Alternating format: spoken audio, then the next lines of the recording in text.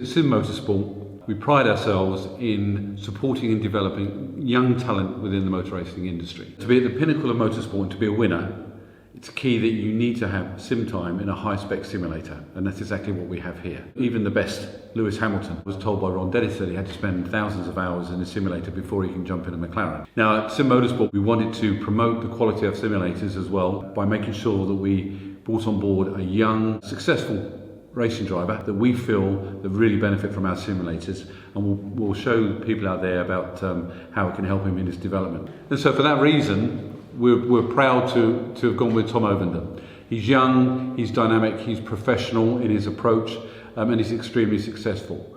What was key for us was that from a very early age, he was successful in motocross. He's rallycross champion, and now he's in the minis, in the Mini Trophy Series. A couple of wins already this season. A number of podiums, I think about 5 podiums. We're really proud to have him on board. We know that with our sim time, he's going to be a winner next year and definitely a future champion as he goes up through the series. Seeing him today in the simulator was incredible. His approach was amazing. First of all, just his approach to the way he treated the sim, how he got in, it was like he was getting in a race car. That was important. He wasn't gaming. He wasn't actually doing a sim, he was in a race car, which was amazing. The use of his pedals, his steering, his whole racecraft is incredible. And it's one of those things where you can pick the talent of a racing driver straight away just by the way that they move the gear stick, their feet movement, and just dealing with the oversteer, understeer. It was amazing. One of the key things for us was making sure that today he got the feel of being in his car on the circuits that he knows that are in the Trophy Challenge.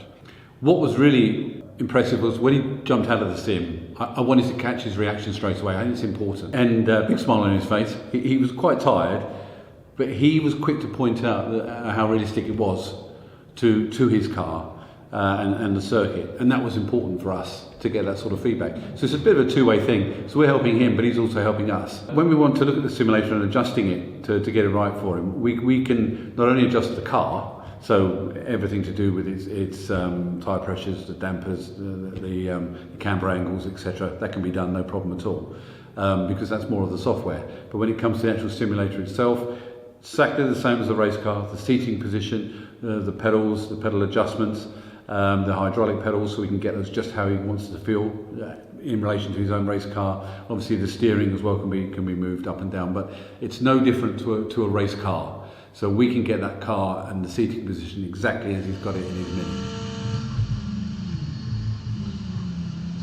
Going forward, what we want to get out of this is to see young Tom be a future champion, and for it to be noted that we were a key part of his development. And to really highlight how important high-quality simulators are in the motorsport industry. And what I love about it is that the general public can come along and go through that same experience, which they would never normally be able to do, jumping in his car going around Donington. So that's important for us.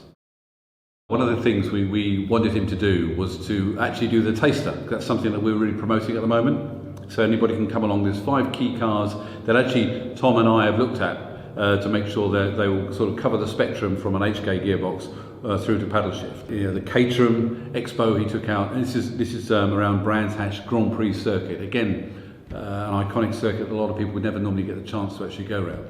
But the KTM, the Lotus Exige, that was exciting. And then into the McLaren GT 650S, and then we moved him away from those cars into a classic Lotus 49, which is his favourite actually.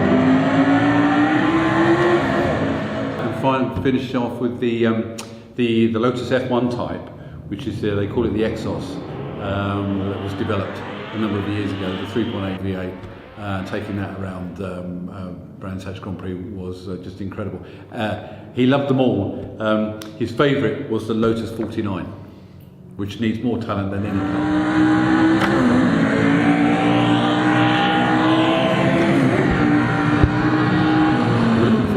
Back here prior to his next race to get some sim time, just to get that extra bit of track time, so he's on it straight away out of the box.